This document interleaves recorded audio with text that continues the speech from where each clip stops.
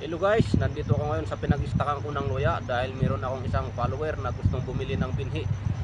Ayan, nandito ko ngayon, magsasako ako ng luya.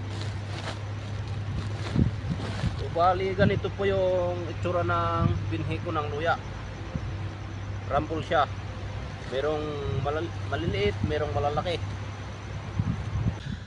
Bali ito na yung isang sako, 50 kilos na naisako ko. Tapos maglalagay pa ako dyan. Kunti lang naman yung bibilhin niya.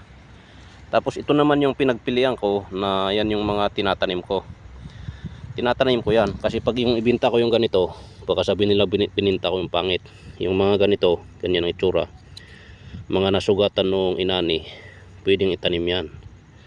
Gaya nito. Hindi po yan bulok.